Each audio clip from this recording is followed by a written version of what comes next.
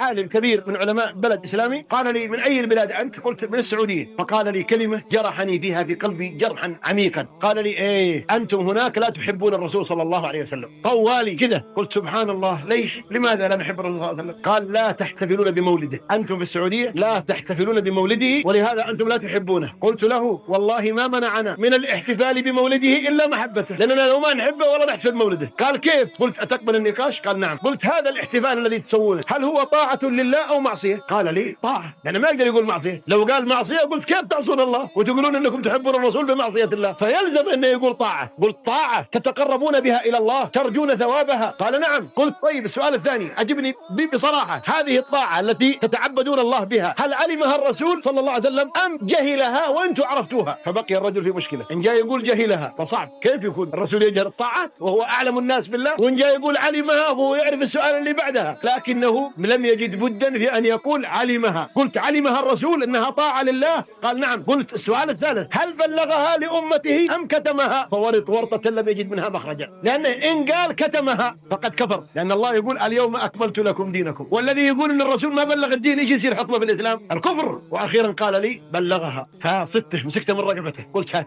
هات الحديث الذي بلغنا الرسول صلى الله عليه وسلم فيه أن نقيم هذا المولد، وأنا أعرف أنه لا يوجد في كتاب الله ولا في سنة رسول الله صلى الله عليه وسلم، بل حتى في الأحاديث الموضوعة ما في حديث موضوع. فلما وقف حائرا وهو يعرف، هو عالم، هو ما يعرف أن في حديث، قلت: هات حديث. بعدين سكت. قلت: أبغى حديث موضوع. قال: ما فيش. قلت: أجل الرسول صلى الله عليه وسلم ما بلغها أجل كتمها؟ قال: ما كتمها. قلت: كيف ما كتمها ولا بلغها؟ لابد واحدة، إما أن الرسول بلغها ولا كتمها. إن كانها طاعة. قال لي: ما هي طاعة. طوالي رجع لثانية قال: ما هي طاعة. قلت: أجل معصية. قال: لا ما هي معصية. قلت: كيف ما هي معصية؟ لازم طاعة ولا معصية؟ لازم. أنا أنشبه، أبغى يطلع يدير أمامي. قال لي: بدعة، لكن بدعة حسنة. قلت: كيف بدعة حسنة؟ الرسول يقول: فإن كل بدعة إيش؟ ضلالة، وأنت تقول بدعة حسنة. أجل بكرة واحد بيزني ويقول هذا زنا حسن، الرسول يقول كل بدعة ضلالة وأنت تقول بدعة حسنة. قال لي: نحن ما نقول فيها إلا خيرا. قلت: وش تقولون فيها؟ قال: ندرس سيرة الرسول صلى الله عليه وسلم، ونقرأ بعض القصائد والأناشيد والمدائح في الرسول صلى الله عليه وسلم، ونصلي على النبي صلى الله عليه وسلم، ونأكل الحلوى، ويعني نبتهج. هذه كلها أعمال خيرة. قلت: هذا اللي تعملونه كله ليس بحسن وليس بخير. قال: لماذا؟ قلت: الآن نحن سنذهب نصلي العصر، إيش رأيك لو قام الإمام وصلى بنا ركعة خامس في صلاة العصر؟ ما حكم الصلاة؟ قال: باطلة.